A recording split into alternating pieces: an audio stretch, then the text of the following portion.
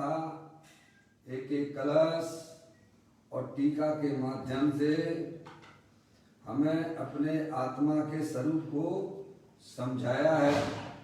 पढ़ते हैं अपन यहाँ पर श्री नियम सार ग्रंथ का चौथा अधिकार चल रहा है, जिसमें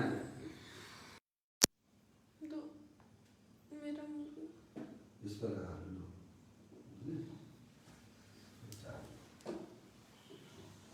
यहाँ श्री नियम सार ग्रंथ का चौथा अधिकार चल रहा है, जिसमें मुनिराज के 28 मूल गुणों की चर्चा यहाँ पर आई हुई है, जिसमें हमने और आपने मुनिराज के 28 मूल गुणों में से पंच महाव्रत और पंच समिति की चर्चा हमने आपने यहाँ पर उसका स्वाध्याय किया। अभी यहाँ पर मुनिराज की गुप्ती की चर्चा चल रही है, जिसमें मन गुप्ती और वचन गुप्ती का स्वरूप हम आपने यहाँ पर पढ़ लिया है। अभी मुनिराज की काय गुप्ती की चर्चा 68वें नंबर की गाथा के माध्यम से अपन हम पढ़ते हैं। उसका प्रारंभिक पाठ करते हैं। मारण पितारण बंद छेदन और वाकंचन सभी करते सदा परिहार मुनिजन गुप्ति पाले काई।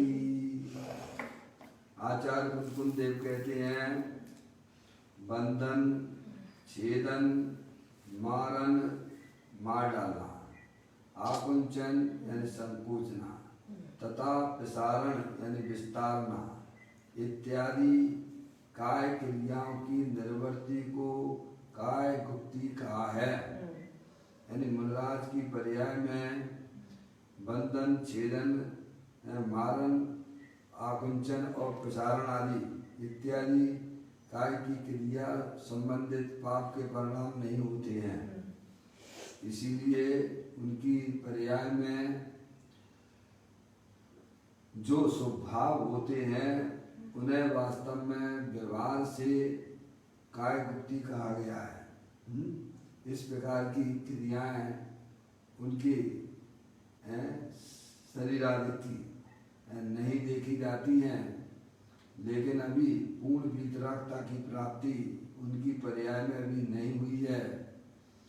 स्वभाव होने के कारण से उन्हें व्यवहार से काय गुप्ती कहा गया है। निश्चय से तो आत्मा जब अपने ज्ञायक प्रभु परमात्मा में अपनी पर्याय को रमण कराता है, जो मुनिराज की पर्याय में तीन चौकड़ी कसाई के अभाव पूर्वक जो शुद्धता प्रकट हुई है, वह निश्चय से वास्तव में काय गुप्ती है। अपना चैतन्य स्वरूपी भगवान आत्मा जो असंख्यात प्रदेशी है, वही वास्तव में उसकी काया है। क्या अपना जो चेतनेश्वर भगवान आत्मा है, जो अनंत शक्तियों के भंडार वाला है, वह वास्तव में उसकी काया है। और ऐसी असंख्यात प्रदेशी आत्मा में जो अपनी पर्याय को रमण कराते हैं, वह निश्चय से काय गुप्ती कही जाती है। समझ में आई? देखेगा यहाँ पर टीकाकार ने यहाँ पदम प्रमदाय ने उसकी चर्चा यहाँ की है, अपन उसको पढ़ लेते हैं। फिर पूज्य गुरुदेव श्री के द्वारा इसका व्याख्यान यहाँ किया जाएगा, प्रवचन रतन चिंतामणि के माध्यम से उसको भी पढ़ेंगे। यहाँ काय गुप्ती का स्वरूप कहा है। किसी पुरुष को बंधन का अंतरंग निमित्त कर्म है।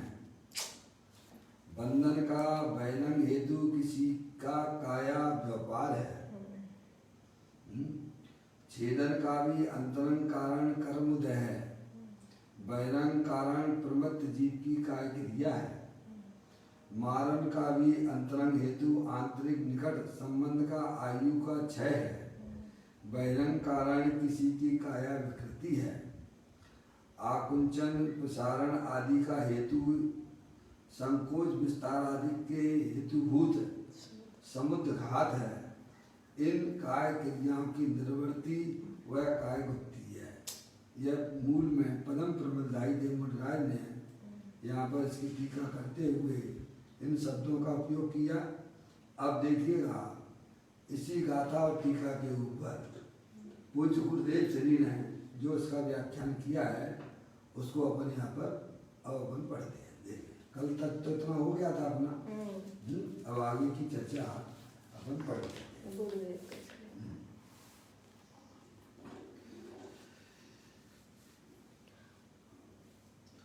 गाथा 68 पर प्रवचन, पेज नंबर 198 पे है, आप निकाल सकते पुस्तक हो तो। यहाँ काय गुप्ती का स्वरूप कहा है। किसी पुरुष को बंधन का अंतरंग निमित्त कर्म है। देखो भाई यहाँ अंतरंग कारण की निमित्त की बात आई है। 53वीं गाथा में उसकी बात आ गई है, पहले अपन पढ़ के आए थे सब बात है। और यहाँ भी आई है, कोई पुरुष अन्य पुरुष को बांधे तो उसमें अंतरंग कारण उसका कर्म है। किसी व्यक्ति ने किसी को बांध दिया, समझ नहीं आया, तो कहते हैं जो वह व्यक्ति बंधा हुआ है तो उसका जो अंतरंग में अपने आत्मा के साथ में 8 कर्मों का संयोग अनादि से है, समझ गए क्या? और उनके उदय भी हर समय आ रहे हैं, समझ में? तो वो जो व्यक्ति, किसी व्यक्ति ने किसी को बांधा, तो बंधा तो वो अपने 8 कर्मों के उदयों में, समझ गए? उनका उदय आया ना, उसको जो प्रतिकूलता मिली, उसको जो प्रतिकूलता मिली कि किसी व्यक्ति ने उसको बांध दिया, तो वो जो बंधा है वास्तव में अपने कर्म के उदय के कारण से बंधा है। समझ में आ गई? ये बात यहाँ बता रहे हैं, अंतरंग में कारण। अब चूंकि वो अंतरंग के कारण का जिनको ज्ञान है उन्हें कोई तकलीफ नहीं है, या जिन्हें ज्ञान है कि भाई साहब ये मेरा कर्म का उदय ही है, इसमें दूसरे व्यक्ति का कोई दोष नहीं है। अब निमित्त में तो कोई ना कोई होगा ना, आप समझे नहीं तुम्हारी बात हो? या एक कार्य होने में 2 कारण होते हैं ना मौसी, है ना? सीधी सी बात है, सिद्धांत है। तो एक कार्य होने में 2 कारण होते हैं, तो अंतरंग कारण तो जो है उसका कर्म का उदय हो गया और बहिरंग कारण वो व्यक्ति हो गया। अब ये जो है, अब उसके आत्मा के साथ में जो कर्म का बंधन है उसका जो उदय आया है, उदय तो आएगा ही, सांसारिक जीव है, कर्म का संबंध भी है। लेकिन अगर उसे ज्ञान होगा कि भाई साहब ये तो हमारे कर्म का उदय है, अब ये नहीं होगा, कोई दूसरा निमित्त होगा, हमें इन कर्मों से कौन छुड़ाएगा, क्या? अगर उसको इस प्रकार का ज्ञान होगा तो वो उस बंधन के समय भी अंदर में उसको संकलेश परिणाम नहीं होंगे। क्या कहा? वह व्यक्ति तो वास्तव में हमें इन कर्मों से छुड़ाने के लिए आया है। काय के लिए आया है? वह व्यक्ति जिसने हमें बांधा है वह वास्तव में हमारे कर्मों की निर्जरा करने के लिए आया है। काय के लिए आया है? निर्जरा कराने के लिए आया है, समझ गए? अब जिन्हें ज्ञान है वे तो समता रूप से आनंदित होंगे, और जिन्हें ज्ञान नहीं है वे उसी व्यक्ति को दोषी देखते रहेंगे और नए कर्म और बांधते रहेंगे। इसमें क्या? मम्मी मम्मी आवाज आ रही है? पप्पू भैया, जिन्हें इस प्रकार का ज्ञान है, जैसे मान लीजिए सपोज पार्श्वनाथ भगवान का जीव जब मुनि अवस्था में था तब उनके ऊपर उपसर्ग करने वाला कोई ना कोई तो होगा ना। कर्म का जो आत्मा के साथ संबंध है उनको उनके उदय आएंगे, तो उदय आएंगे हैं तो कोई तो उपसर्ग करने वाला होगा ही होगा। अब जो कर्म बंधे हैं तो कैसे छूटेंगे ये बताओ, मुझे बता दो आप। अंधेरे जरा वो भी हैं? वही छूटेंगे। अब कोई ना कोई तो आएगा ना, अनादिकाल से तुम अज्ञानी हो, सही बात है। हैं? अनंत कर्मों, कितने कर्मों का निरंतर हैं बैरमुखी होकर, हैं? कितनी संकलित परिणाम करे, अब ये कर्म बन गए हैं। अब आपको कोरोना वायरस पे विश्वास है कि नहीं है?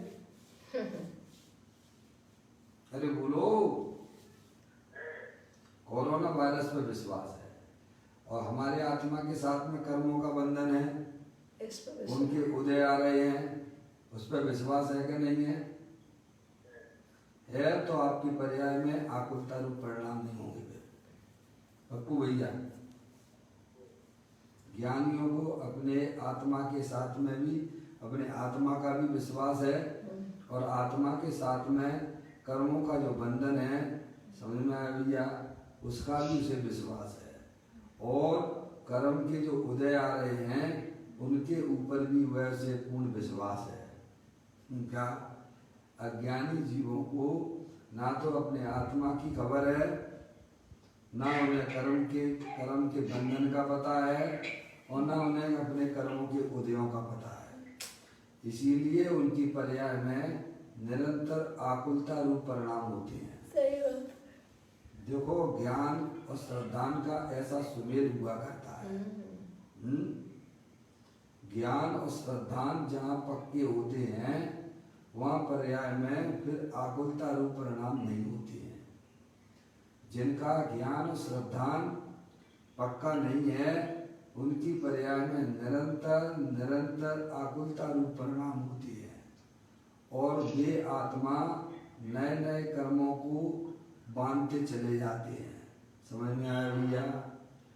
ज्ञान और श्रद्धान का मतलब ये होता है कि अपनी पर्याय में आकुलता रूप परिणामों का अभाव हो जाए तो वो हमारा सब जानना है भाई साहब यथार्थ कहलाता है। पप्पू भैया ध्यान रखिएगा इस बात को, है भाई साहब। हम भले ही कहते जरूर हैं लेकिन परिणामों में अगर निराकुलता की उत्पत्ति नहीं हो रही है तो समझना चाहिए वो ज्ञान हमारे जो है वो यथार्थ काम नहीं कर रहा है। क्या अरे आप जो है दुकान खोलते हो, हैं, कमाई करते हो तो वो आपको दिखती है कि नहीं दिखती है? अजय भाई, आप जो है दुकान धंधा बिजनेस वगैरह करते हो हैं तो उसका प्रॉफिट आपको दिखता है कि नहीं दिखता है? दिखता है, हैं? ऐसे ही अगर आपने शास्त्र का अभ्यास किया है, अपने आत्मा को समझा है, आत्मा के साथ में कर्मों का संबंध को समझा है, आत्मा के साथ में उनके कर्मों के जो उदय आ रहे हैं उनको भी अगर आपने समझा है तो पर्याय में उसका फल जो कि निराकुलता है, क्या है? वो आना चाहिए या नहीं आना चाहिए? आना चाहिए ना। और नहीं आ रही है तो समझ लेना चाहिए वह आपका मात्र ध्यान ही है, लेकिन श्रद्धान का अभाव होने से पर्याय में आकुलता की उत्पत्ति होती है। क्या भाई साहब, हम कहाँ गड़बड़ कर रहे हैं, कहाँ हमसे भूल हो रही है, क्या वो हमें आपको स्वयं को समझना चाहिए। भगवान तो केवल वस्तु स्वरूप को बताने वाले हैं, उनकी दिव्य ध्वनि में वस्तु स्वरूप आया है। हमें उसे अपने वर्तमान ज्ञान की कसौटी पर परीक्षा करके उसे निर्णय करके उसका लाभ लेना सीख जाइए आप। अगर उसका लाभ नहीं मिल रहा है तो जरूर हमारे ज्ञान में कोई गड़बड़ है, जरूर हमारे श्रद्धा में कुछ गड़बड़ है। समझ रहे आप? इतना बढ़िया जैन दर्शन है, किसी दूसरों की तरफ देखने की बिल्कुल भी जरूरत भाषित नहीं होती है। क्या? लेकिन हम निरंतर अपनी पर्याय में दुखी बने रहते हैं। मान लीजिए आपके घर में है, अपनी पत्नी ने, वाइफ ने भोजन बनाया जे भाई, अब उसमें कुछ गड़बड़ हो गई तो गड़बड़ हो गई तो अभी आपको क्या विचार करना चाहिए? कसाय करना चाहिए कि हमें समता भाव के साथ में अपने कर्म उदयों को विचार करके आकुलता रूप परिणामों का अभाव होना चाहिए ना। ये तो मैं आपको एक घटना बता रहा हूँ। ऐसे हमारे 24 घंटे हमारे जीवन में इन कर्मों के उदय आया करते हैं। कोई आया, आपको गाली दी, आपके साथ लड़ाई झगड़ा किया है, भाई साहब हुआ कि नहीं हुआ? तो वो जो है गाली देने वाला आया, तो आपके कर्म का उदय होगा कि नहीं होगा उसमें? होगा। अरे वो गाली देने वाला आपको आया, हमें क्यों नहीं आया? क्योंकि और हमें आया है तो आपको क्यों नहीं आया? तो इसमें कोई भार में कोई निमित्त होगा कि नहीं होगा? वो अंतरंग में भी है अपने अपने कर्मों का उदय होगा कि नहीं होगा? होगा। अब ज्ञानी जीव इस बात को समझता है तो वह आकुलता रूप परिणाम नहीं करता है, और अज्ञानी को समझता नहीं सो निमित्तों पे चढ़ जाता है। कहाँ चढ़ जाता है? और 24 घंटा अपने ज्ञान में किसको याद किया करता है? अपने उदयों को विचार करता है कि निमित्त को याद करता है? निमित्त को याद करता है, कर्म को उदय को कहाँ याद करता है? क्या कहा? उदय को निमित्त। धर्म में सास ने बहू से कुछ ऊट पटांग बोल दिया अपो भैया, तो अब बहू का क्या कर्तव्य है? बोलिए। अपने उदय का विचार करे। अरे भाई बताओगे तो समझ में आएगी ना हमारे। हैं? सास ने बहू से कैसे में वो कुछ गलती उससे हो गई होगी और नहीं भी हो गई होगी, क्या उसने उससे ऊट पटांग सास ने बोला, तो अब बहू का क्या कर्तव्य है? अज्ञानी होगी तो बस 24 घंटा उसी को याद करती रहेगी कि मेरे ने सास ने मेरे को ऐसा क्यों कहा, और उसी को याद करते करते अपना दिमाग खराब करती रहेगी। कब तक? जब तक उसका शरीर ना छूट जाए तब तक। तो वो बोलो वो क्या कर रही है? वो है, समझ गए आप? और उसी समय अगर वह ज्ञानी होती वह बहू तो क्या करती? विचार करती कि भैया, तो वो कहती अपने अंदर में विचार करती कि भाई साहब ये हमारे कर्म का उदय है, इसमें सास की कोई गलती नहीं है, और वे कर्म के उदय आए और आकर चले गए। समझ में आया भैया? तो उसको उस बहू को उस सास के प्रति द्वेष का परिणाम नहीं होता है। और कर्म के उदय तो हर समय आते हैं ना भाई साहब। सही बात। अजय भैया हमने आपसे पैसा लिया है तो हमें पैसा देना चाहिए कि नहीं देना चाहिए? देना चाहिए। हैं? बाहर मत देना चाहिए ना। तो देते समय है उसे कैसा लगता है? निर्भर हो रहे हैं। किसी से आपने बैंक का लोन ले लिया है, उसका लोन नहीं पटाओगे तो कितनी भी दूर आप भाग जाइए आप, क्या भाई साहब? कहीं भी भाग जाइए, लेकिन आपके परिणामों में जो हिंसा का, चोरी का, झूठ का, चोरी का परिणाम है वो आपको चैन से नहीं बैठने देगा।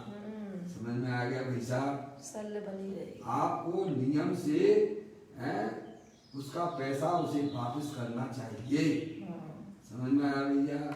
और जब आप पैसा उसका उसे वापस कर देते हो तो आपकी पर्याय में कैसा होता, कैसा लगता है? निराकुलता लगती है, शांति लगती है। बोलो, निराकुलता लगती है ना। ऐसे ही ज्ञानी है उन कर्मों के उदयों में आने वाली जो भी घटना घटती है वहाँ वह निराकुलता का अनुभव पड़ता है। क्या? क्योंकि अज्ञान दशा में हमने अपने आत्मा के साथ में जो कर्म बांध लिए थे आकुलता कर करके, दुखी हो के हैं, आज हमारे आत्मा के साथ में कर्मों का बंधन है और अभी हम में सामर्थ्य है। क्या कहा? तो वह उन कर्म के उदयों में है उनको आनंदित होता है। कैसा होता है कि हम तो ऋण मुक्त हो रहे हैं। क्या हो रहे हैं?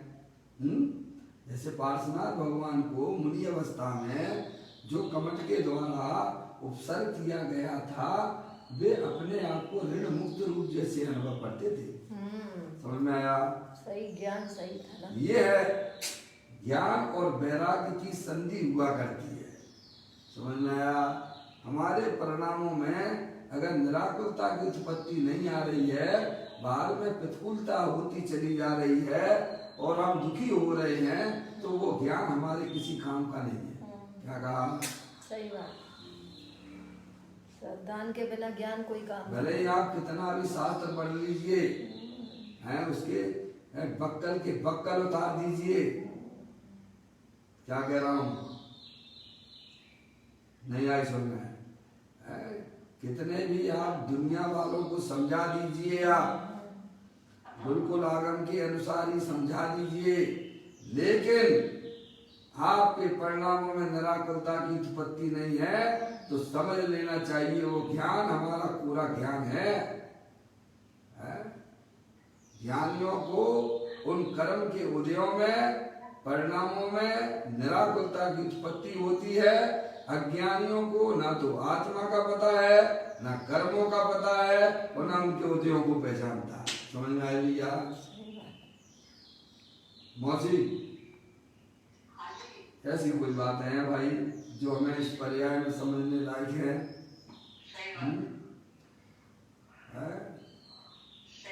कभी भी आत्मा दुखी नहीं हो सकता है। सच्चा ज्ञानी वह तो अपने आप को जितने कर्म के उदय आते हैं, उतना और ज्यादा जो है प्रतिकूलता आती है, और उसका आत्मा पर्याय में खिलावट आ जाती है। क्या जाती है?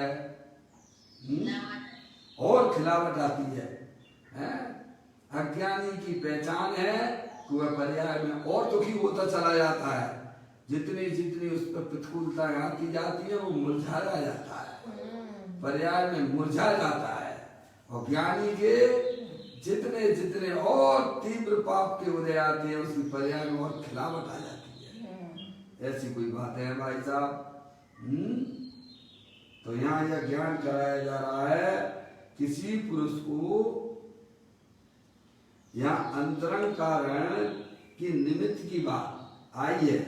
53वीं गाथा में उसकी बात आ गई है, यहाँ भी आई है। कोई पुरुष अन्य पुरुष को बांधे तो उसमें अंतरंग कारण उसका कर्म है। क्या भाई साहब? ये ज्ञान किस लिए कराया जा रहा है भाई साहब? हमारे शरीर में भयंकर रोग हो गया है भाई। क्या कह रहा हूँ? भयंकर रोग हो गया। समझ में आया भैया? तो अब ये बताइए कि जो रोग हुआ है, तो वो रोग किस कारण से हुआ? इतना विश्वास कीजिए आप, जितना आप लोग कोरोना वायरस का विश्वास करते हो, उससे अधिक विश्वास अपने कर्मों का होना चाहिए। अपने आत्म, जिसे कर्मों का विश्वास नहीं है, वह आत्मा का विश्वास क्या करेगा? क्या भाई साहब? ज्ञानियों को बिल्कुल अटूट विश्वास है कि मेरे आत्मा के साथ में आज कर्मों का संयोग है, और उसके उदय हर समय आते हैं। कुछ तो हमारे शरीरादिक पर पदार्थों में आते हैं, और कुछ अपने आत्मा की पर्याय में आया करते हैं, रागादिक रूप में। समझेंगे आप? इसीलिए वह समता भाव के साथ में उन सब को जानता हुआ अपने गायक प्रभु परमात्मा का लक्ष्य करते हुए उन सब कर्मों की निर्जरा कर देता। क्या? इसीलिए यहाँ छेड़ाला में भी यही बात कही है। अज्ञानी करोड़ों वर्षों तक तप तपे, ज्ञान के बिना ज्ञानी क्षण मात्र में ही उन कर्मों का निर्जरित कर देता है। क्या भैया? कोटि वर्ष तप तपे ज्ञान बिन कर्म झरे रे, ज्ञानी के चिन्माय त्रिगुप्त सहज। भाई साहब, ऐसी कोई बात है भाई साहब? तो कहती हैं अन्य पुरुष को बांधे तो उसमें अंतरंग कारण उसका कर्म है। समझेंगे आप? हमें भी समझना चाहिए हमें शरीर में या शरीर के बाहर जो भी नौकर्म, समझ रहे हैं आप, जो भी प्रतिकूल संयोग मिलते हैं उसमें हमारा कर्म का उदय है, सामने वाले की बिल्कुल भी कोई गलती नहीं है। समझ में आ गया? अगर आपको संसार सागर से पार होना है तो इसमें अपनी पर्याय को आपको ढालना ही पड़ेगा। समझ गए ना भैया? और देखो रहना तो पड़ेगा, मैं तो आपको बार बार कहता हूँ, आत्मा बन के ही रहना पड़ेगा, आत्मा ही रहोगे हैं। तो क्यों ना अभी हमारे पास में सक्षम है, मनुष्य पर्याय हमारे सामने है, हम सच्चा ज्ञान करके हैं भाई साहब, उन कर्मों की भी निर्जरा करते हुए आत्मा में अतीन्द्रिय आनंद प्रकट करते हुए आगे मोक्ष मार्ग में बढ़े। तो अन्य पुरुषों को बांधे तो उसमें अंतरंग कारण उसका कर्म है, उस पुरुष का कर्म है, समझ गया? जिसको बांधा है वो उसका कर्म है नहीं? और दूसरे बांधने वाला हुआ तो निमित्त रूप से, नौकर्म रूप से है। क्या कहा? अंतरंग में 8 कर्म का उदय, बाहर में 9 कर्म का संयोग। समझ में आया भैया? ऐसा 8 कर्म और ऐसा जो है अंदर में 8 कर्मों का और बाहर में 9 कर्मों का निमित्त निमित्तिक संबंध होता है। समझ में आ गया? बहुत सुंदर चर्चा है भाई साहब। कहते हैं उस पुरुष का कर्म है, अर्थात कर्म का वैसा उदय है। क्या करे? वैसा इसका उदय है। समझ रहे हैं? इसीलिए कोई बांधता है यह अंतरंग कारण कर्म है। क्या है? प्रतिकूलता हुई ना उसको। अब इस बात को जानकर हमें अपने जीवन में अप्लाई करना चाहिए। समझ में आया? हम अप्लाई नहीं करते हैं, बस फिर उसी में चले जाते हैं, उसी पंचेंद्रिय के विषयों की तरफ फिर भूख में चले जाते हैं भाई साहब, हैं? अप्लाई नहीं करते, इसीलिए फिसल जाते हैं। क्या समझ में? ज्ञान जैसे आपके जो है भाई साहब अंतरंग में आपके जो है वेद का उदय आएगा है भैया, और सामने आपको कोई सुंदर लड़का अथवा लड़की मिल गई, और आपने उसका भोग कर लिया भैया, हैं? वहाँ क्या करना चाहिए था आपको? क्या करना चाहिए था? आप तो लिप्त हो गए ना, अंदर में कसाय को अच्छा समझा, बाहर में 9 कर्म रूपी जो निमित्त मिला उसके साथ संबंध बना लिए और नए कर्मों का नया कर्म बांध के और फिर चलने लगे भाई साहब। आपकी घर की सफाई कौन करेगा? अरे अपने घर की सफाई किसको करनी है भाई साहब? कौन करेगा? खुद को करना पड़ेगी। तो कितना गंदा करना? कम से कम है। समझ में आया भैया? करना तो खुद को पड़ेगी भाई साहब। क्यों ना कैसा में गंदा क्यों किया जावे? बाहरी पंचेंद्रिय के विषयों में हमारा आत्मा उनमें सुख की कल्पना करके नए नए कर्मों का बंद करके अपने आप को बहुत बड़े संकट में डाल देता है। क्या करता है? क्या कहा है? बहुत बड़ा संकट अपने आत्मा के साथ में कर्मों का बंधन करना, ये अपने आप को संकट में डालना है। उसे अपने आत्मा को कर्मों से छुटाना नहीं आता है। अज्ञानी जीव को कर्मों से अपने बंधन को, आत्मा को छुटाना नहीं आता है। अरे वे कर्म के उदय तो ज्ञानियों के पास में भी आते हैं, पर वे उनमें लिप्त नहीं होते हैं। समझ आया? वे फिर नए कर्मों का बंधन नहीं करते हैं, निराकुलता रूप होकर शांति से कैसे में उनका मुकाबला करते हैं, मैदान छोड़ के नहीं भाग जाते हैं। अरे पार्श्वनाथ भगवान क्या मैदान छोड़ के चले गए थे क्या? नहीं। बोलो। वो मैदान छोड़ के भी चले जाएंगे। यशोधर मुनिराज के ऊपर कर्म का उदय आया, सर्प डाला, तो क्या वे मैदान छोड़ के चले गए थे क्या? बोलो। यशोधर मुनिराज थे,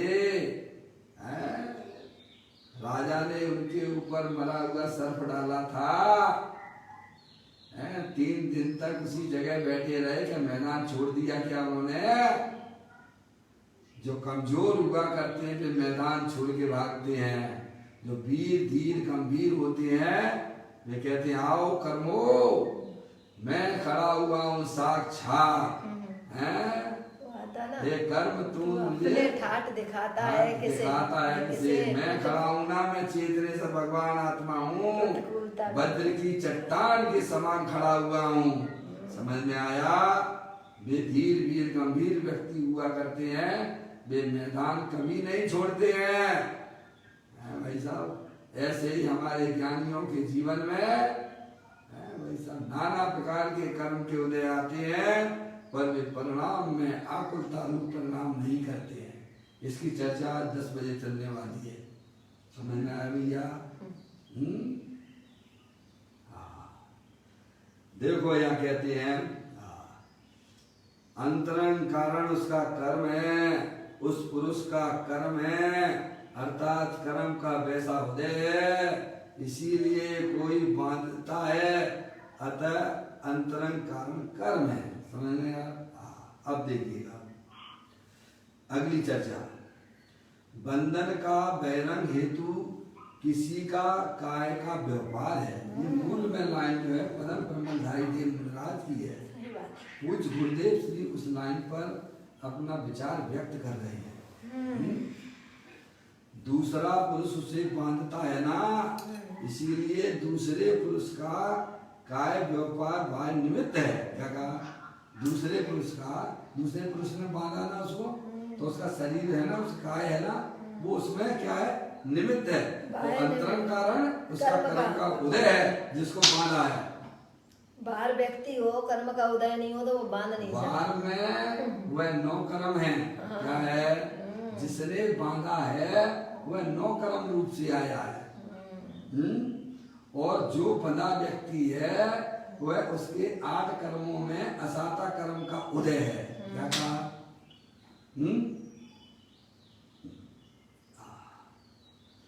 कहते हैं दूसरा पुरुष उसे बांधता है ना, इसीलिए दूसरे पुरुष का काय व्यापार बाह्य निमित्त है। इस प्रकार दूसरा पुरुष उसे वृक्ष के साथ बांधे, डोर से बांधे, लोहे की साकल से बांधे इत्यादि बंधन करे तो उसमें मूल कारण अर्थात वास्तविक निमित्त तो अंदर असाता कर्म है। तो आ गया भाई साहब? क्या कहा भैया? समझ में आ रही है? लाखों करोड़ों रुपए देने पर भी ये बात आपको सुनने को नहीं मिलेगी। सही बात है, धर्म के नाम। समझ में आया? ये चर्चा वो चर्चा है जो हमारे आत्मा को कर्मों के बंधन से छुड़ाने वाली है। सही बात। यहाँ वो कला सिखाई जाती है कि अपना आत्मा किस प्रकार से कर्मों के बंधन से छूट के है भाई साहब अनंत आनंद में झूलने लग जाए।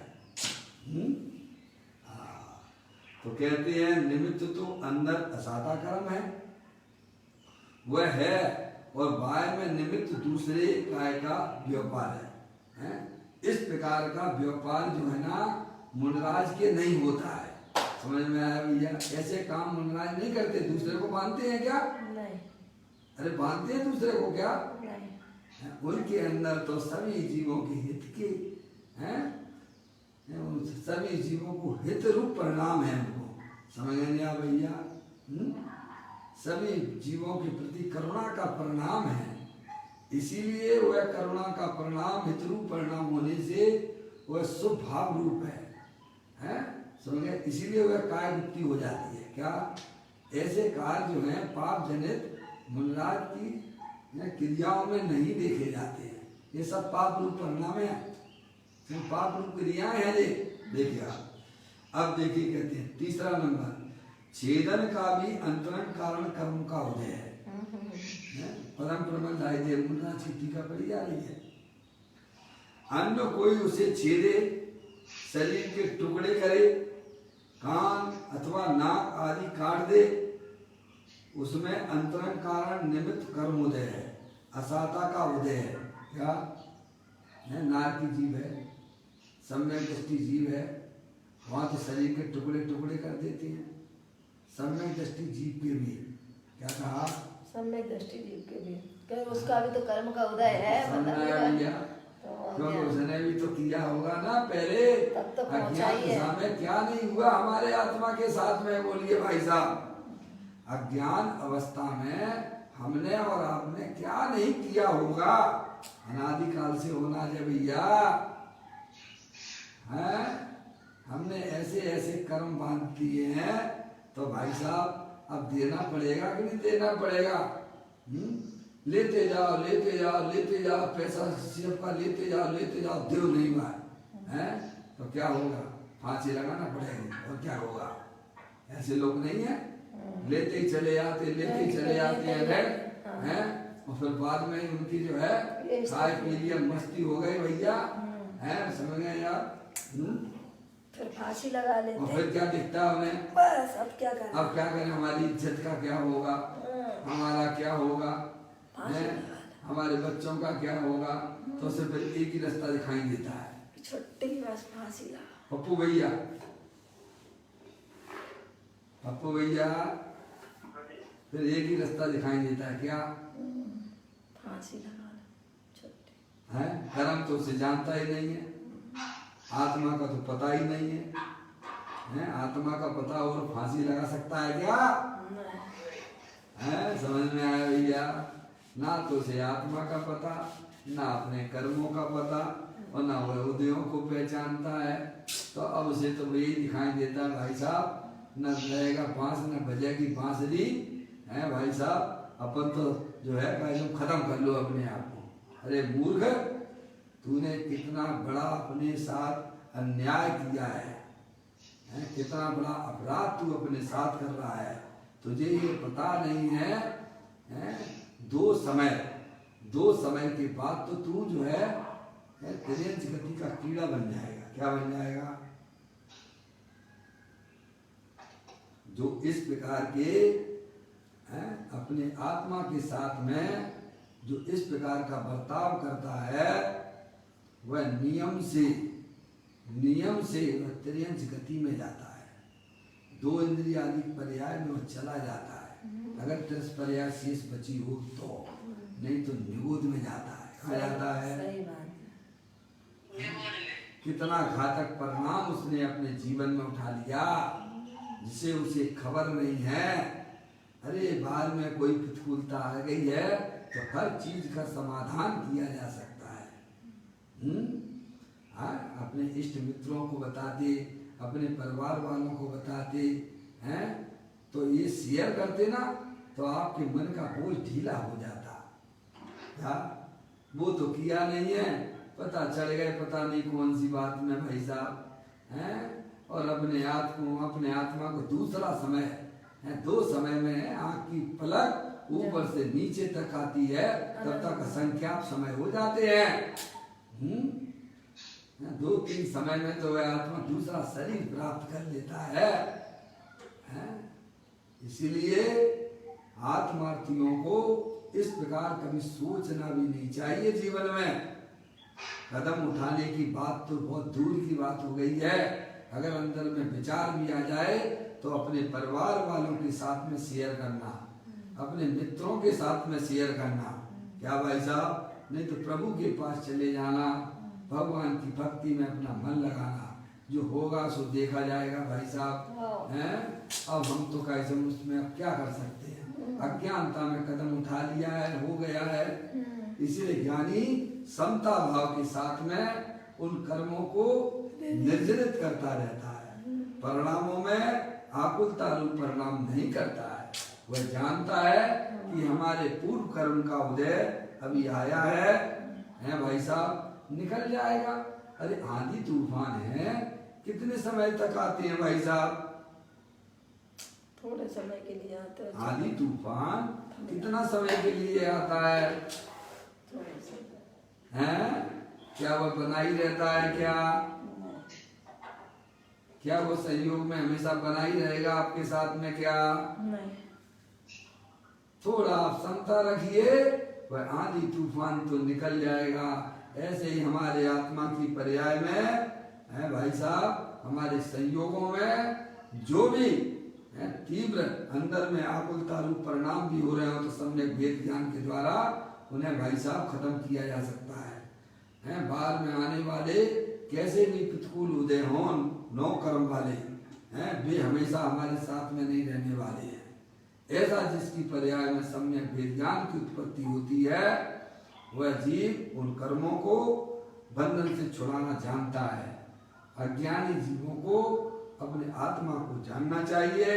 अपने आत्मा के साथ में 8 कर्मों का संयोग है, उनको भी पहचानना चाहिए।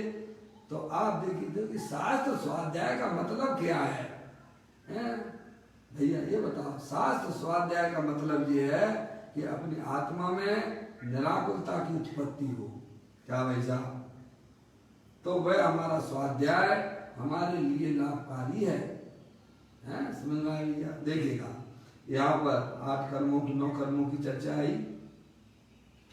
बंधन करे तो उसमें मूल कारण वास्तविक निमित्त तो अंदर असाता कर्म है।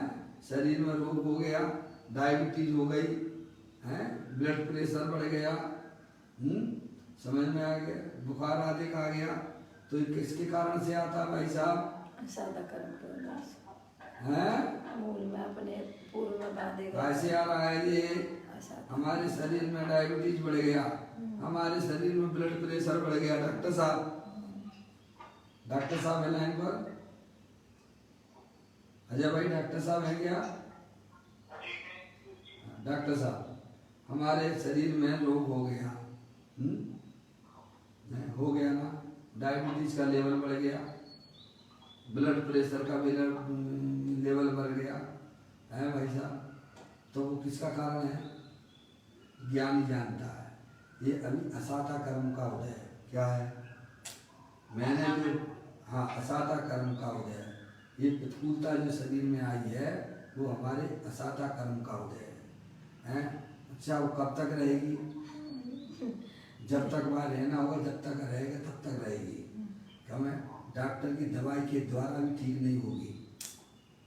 जब तक अंदर में वह असाता कर्म नहीं जाएगा तब तक शरीर में निराकुलता नहीं होने वाली है। हम भले उपचार बाहर से कितना भी कर लें, समझ में आया भैया, लेकिन अंदर में असाता कर्म चल रहा है तो हमें ईमानदारी से शांति के साथ में उसके साथ में रहना चाहिए। या हड़बड़ी करने की जरूरत नहीं है। अभी सुबह दोपहर 10 बजे यही चर्चा आने वाली है। आपको समझ में आया? 9:30 बजे समझ में आप? ज्ञानी जानता है कि शरीर में जो प्रतिकूलता हुई है, बाहर जो हमें प्रतिकूलता मिली है, वो हमारे कर्म के उदय से है, वो हमारे असाता कर्म के उदय से है।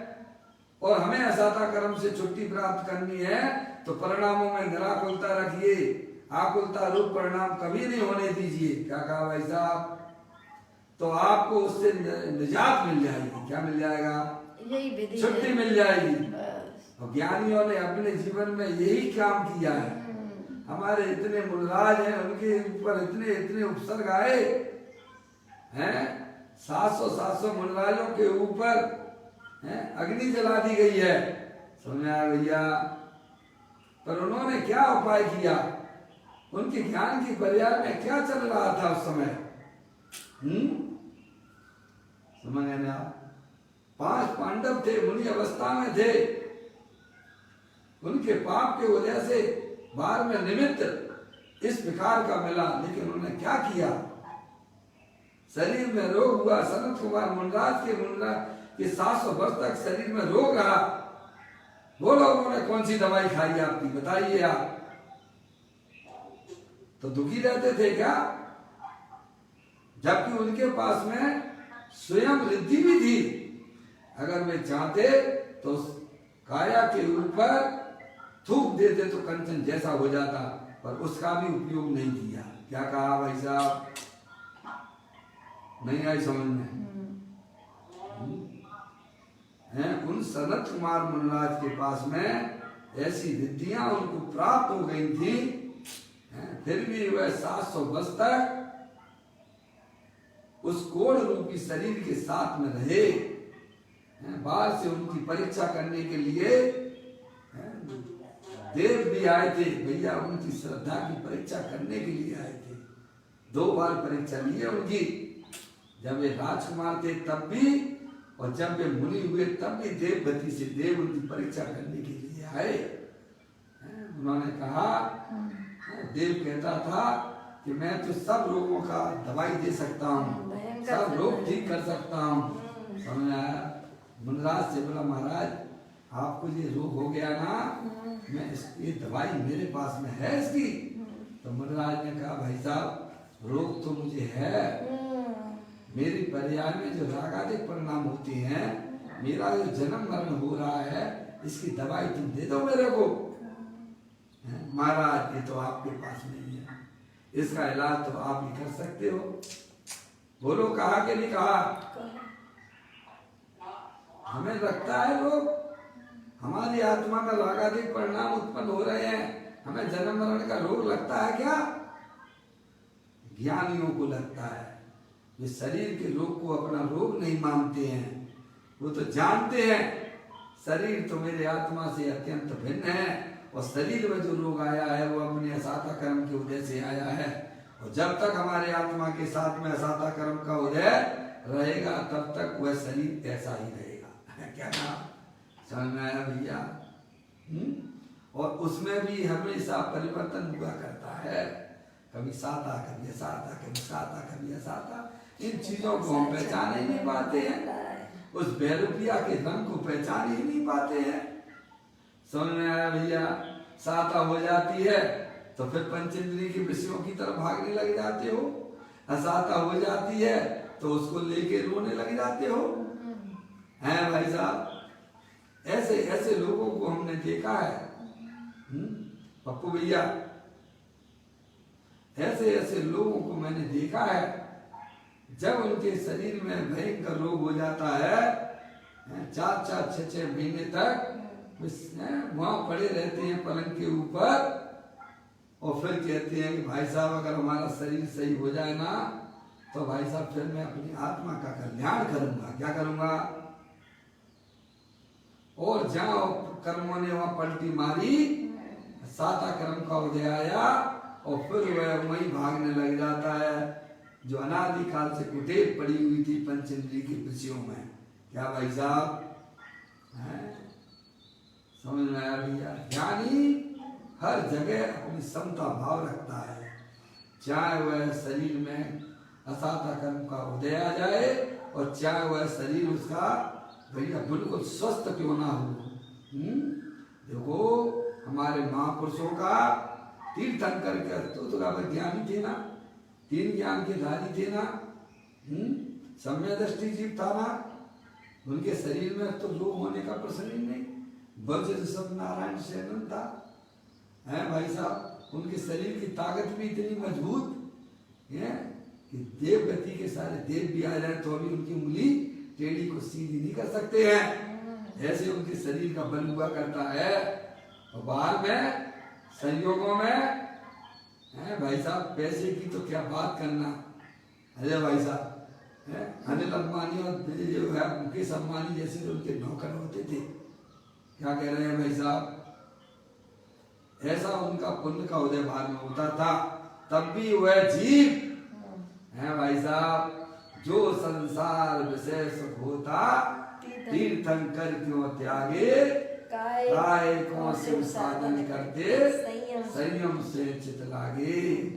अपने आत्मा को पहचानो, अपने आत्मा के साथ में रहने वाले कर्मों को पहचानो, अपने कर्म के उदय जो आ रहे उनको भी पहचानो। ज्ञानी तीनों को जानता है, तभी तो उसकी पर्याय में निराकुलता पर्याय में चला करती है। अज्ञानियों को इन बातों की खबर नहीं है, तो निरंतर भैया असाता कर्म आया और उसमें अपने उपयोग को फंसाकर दुखी हुआ करता है। ज्ञानी को छूटना आता है, अज्ञानी को तो छूटना आता ही नहीं है। समझा? तो ये बात यहाँ आई है। बंधन करे तो उसमें मूल कारण वास्तविक निमित्त तो अंदर असाता कर्म है, वह बाह्य में निमित्त दूसरे के काय का व्यापार है। ये मुनिराज की पर्याय में नहीं देखा जाता। समझ में आया भैया? इसीलिए उनको ये काय गुप्ति होती है। आगे छेदन का भी अंतरंग कारण कर्म उदय। क्या कहा? हमारे आपके साथ में तो होता ही है कि नहीं सब सारी चीजें हैं। आप बीती कथाएं हैं। कोई अन्न से छेदे, शरीर के टुकड़े करे, कान अथवा नाक आदि काट दे, उसमें अंतरंग कारण निमित्त कर्म उदय है। क्या अजय भैया है? बड़े भाई का छोटे भाई ने नाक काट दी, क्या हुआ? गुस्से में तो कुछ भी कर सकता है। गुस्से में है? कुछ भी हो सकता है भाई, नहीं हो सकता क्या? है? अरे आत्महत्या ही कर देता है। आत्महत्या क्या उसको मार ही डालता है, मर्डर भी कर देता है गुस्से में। तो कहता भी है कि हमें ऐसा करना नहीं चाहिए। तो समझ में आया भैया? अरे गुस्से के वशीभूत होकर जीव क्या क्या नहीं कर सकता है। समझ में आया भाई साहब? वह उसकी मृत्यु भी कर देता है। सही बात है। कोई नाक काट दे, कान काट दे भाई साहब, लेकिन अगर उसके पास में ज्ञान है जिनवाणी माता का है तो भाई साहब उसके परिणामों में शांति की धारा होती है। और जिसके पास ज्ञान नहीं है वो जिंदगी भर तक उसको दोषी देखता रहेगा। नौकरन को क्या करेगा? उसका लक्ष्य कर करके निरंतर अपनी पर्याय में नए नए कर्मों का बंध करता हुआ अपने आत्मा को भव समुद्र में डुबो देता है। क्या करता है?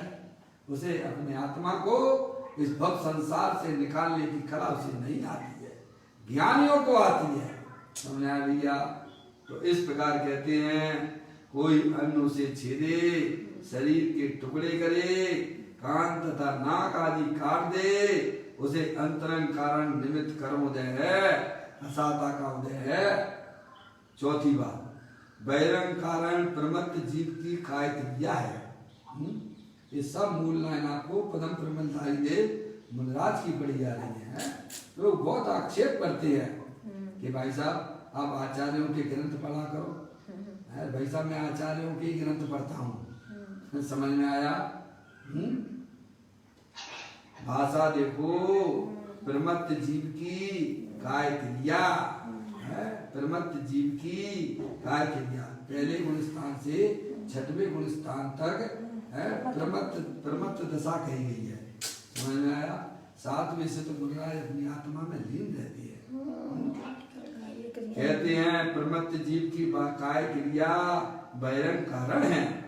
प्रमत्त मुनि जो दिया, प्रमत्त मुनि अथवा अर्थात आगे दिया छठवें गुण स्थान वाले मुनि गमन कर रहे हों तब कदाचित मुनिराज है बिहार के लिए निकले हैं।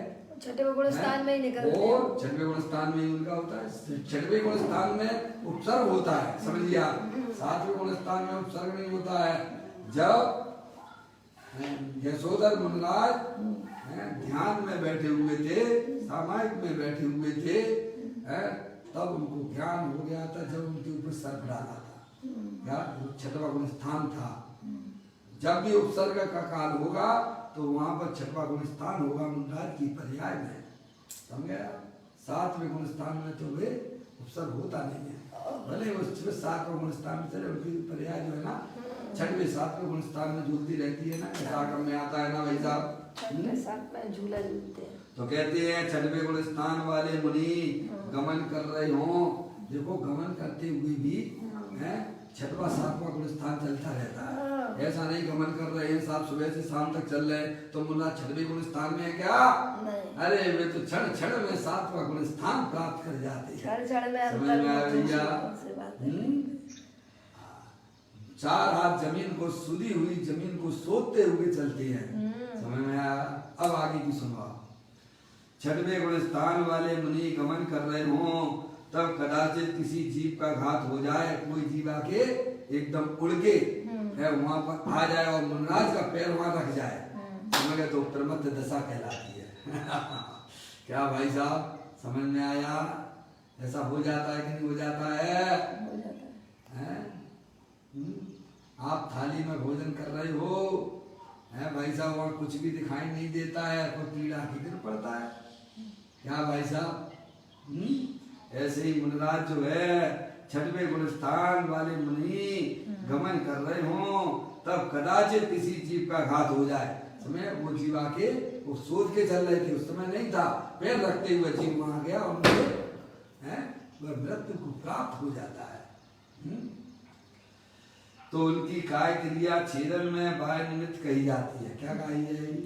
तब उनकी निमित्त होगी, लेकिन कोई बुद्धिपूर्वक तो किया नहीं है। अंदर में परिणाम तो बचाने का था, तभी तो सोच सोच के चल रहे थे ना, समझ गए नहीं आप भैया? इसीलिए वह सुख क्रिया में चला जाता है। उन्हें पाप लगता है या नहीं, यह प्रश्न अभी यहाँ नहीं करना है। क्या का गुरुदेव श्री कहते हैं, ये बात अभी यहाँ नहीं करना, या तो अभी काय मुक्ति का स्वरूप समझाया जा रहा है। समझाया भैया? यहाँ तो दूसरे जीव का छेद होता है, उसमें वह बाह्य निमित्त कौन है, यह बात है। अतः कहती है प्रमत्त दशा वाले जीव को गमन का, प्रमत्त दशा वाले, प्रमत्त शब्द लिया ना पूजपाल स्वामी ने, प्रमत्त दशा वाले जीव को गमन का विकल्प होता है। प्रमत्त दशा में जीव को गमन करने का राग होता है ना, अप्रमत्त दशा में तो वह अंदर में स्थित होता है।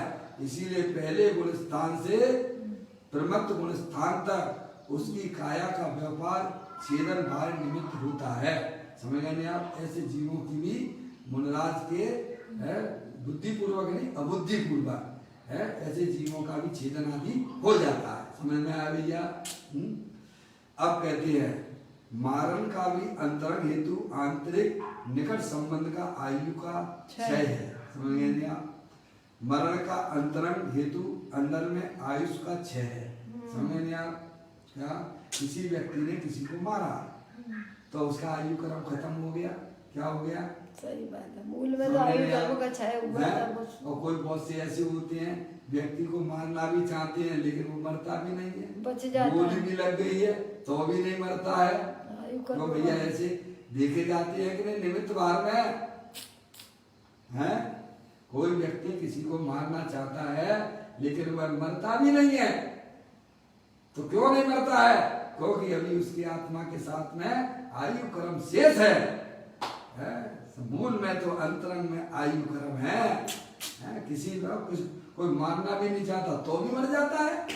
समझ आया भैया? आया था मारने दूसरे को और दूसरा मर गया। बताइए आप?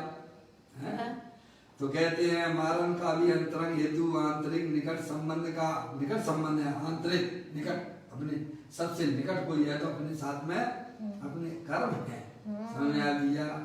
आंतरिक निकट, आंतरिक निकट, निकट लिया ना, हमारे आत्मा के साथ में सबसे निकट कौन है? समझे? 8 कर्म है। समझे नहीं आप? और उनसे भी निकट भाव कर्म है। आप देखिए चित्र में मैंने सब आपको यहाँ समझाने का प्रयत्न किया है। समझ में आया भैया?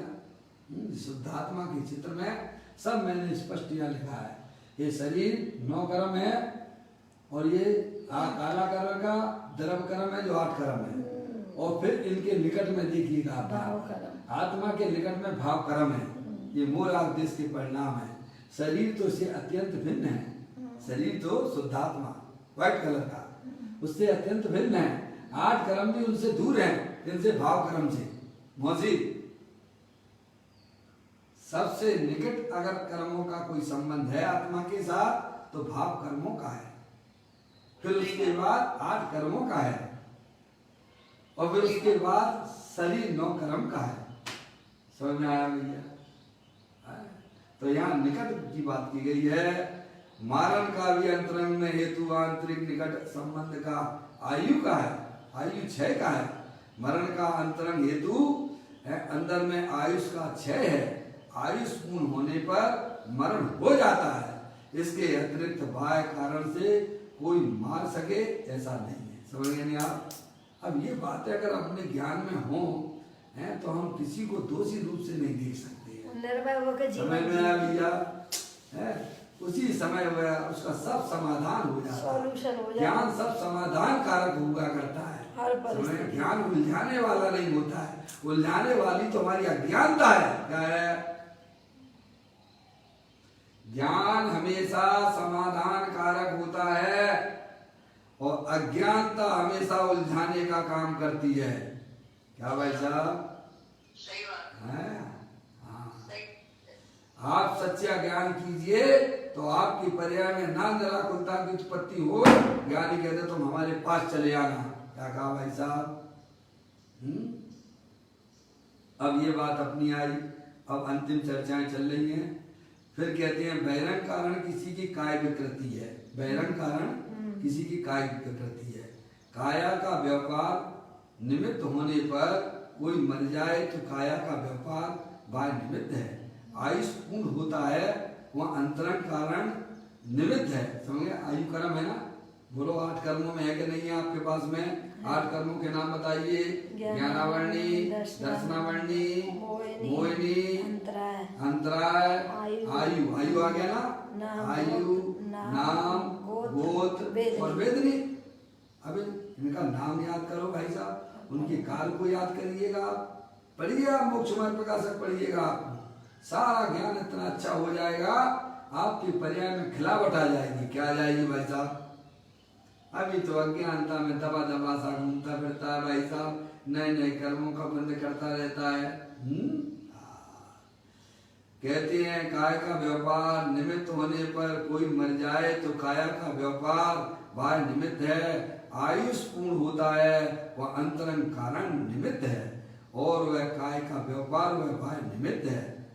अंतिम चर्चा आकुंचन प्रसारण आदि का हेतु संकोच विस्तार आदि के हेतुभूत समुद्र घात है। समुद्र घात होता है ना, आत्मा के प्रदेश से बाहर निकले तब समुद्र घात होता है ना, तो वह आकुंचन प्रसारण इत्यादि का कारण है। देखो अरिहंत परमात्मा है, 4 कर्मों का उन्होंने जो है भाई साहब घातीय कर्मों का अभाव कर दिया।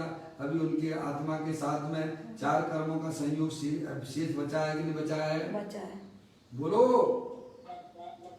है? अभी क्या करना? अब क्या करना है? अब 4 कर्म तो साथ में है, तो आयु कर्म खत्म होना तो क्या होता है? तो समुद्र घात हो जाता है। क्या हो जाता है? जैसे कपड़ा सुखाते हो ना आप, तो फैलाते हो कि नहीं फैलाते हो? तो फैलाते हो तो जल्दी सूख जाता है कि नहीं सूख जाता है? अब आयु तो रह गई कम, बाकी के 3 कर्म है तो क्या है? तो संकोच विस्तार रूप से क्या होता है? समझ गया? तो जल्दी से क्या समय सब 4 कर्मों को भी काट के सिद्ध परमात्मा हो जाती है। समझ आ गया? अब अंतिम चर्चा, इन काय क्रियाओं की निर्वृत्ति वह काय वृत्ति है। इन सब से निवृत्त होना वह आत्मा के अंतर ध्यान में जाना, इसका नाम काय वृत्ति है। क्या कहा? मूल में काय वृत्ति है। सबसे निवृत्त होना क्या ना? ये निमित्त निमित्तिक संबंध से निवृत्त होता हुआ जीव अपने परिणामों को, अपने उपयोग को अपने गायक परमात्मा में लीन करता रहता है। ये करता है। इन सबसे निवृत्त होना, निवृत्त यानी परिहार होती है। आत्मा के अंतर ध्यान में जाना, उसका नाम काय गुप्ति है। आहा, ऐसी काय गुप्ति अभी कोई कर सके या नहीं कर सके यह प्रश्न नहीं है, लेकिन सच्चा ज्ञान तो करो। सही बात है। परंतु पहले समझे तो सही कि काय गुप्ति किसे कहना। समझ में आया भैया? इसलिए यहाँ कहा है कि काय के व्यापार को तथा विकल्प को छोड़ना और अंदर आनंद स्वरूपी आत्मा को ध्यान में ध्यान क्या करना? समझ पर द्रव प्रभाव का लक्ष्य छोड़ देना। अंदर में अपना जो चेतन भगवान आत्मा जो विशाल आनंद का चट्टान है, ऐसे ही गायक प्रभु परमात्मा में अपनी दृष्टि करना भैया, उसी को अपना जानना और उसमें ही अपनी पर्याय को मग्न कराना, इसी का नाम धर्म है। उसे काय वृत्ति कहा जाता है। इस प्रकार से अपन ने आज जो है 68वें नंबर की गाथा का भाव ग्रहण किया। कल इसी के ऊपर परम प्रबंधाई देव मुनिराज ने जो एक कलश लिखा है उसको पढ़ते हुए इस प्रकार की है काय वृत्ति का स्वरूप भी पूरा हो जाएगा। फिर अगले अन्य गाथाएं अपन फिर पढ़ेंगे। अभी अपना समय हो गया। निज निधि निज में बताई ये अनंत अनंत उपकार है, उसके लिए जिन वाणी माँ को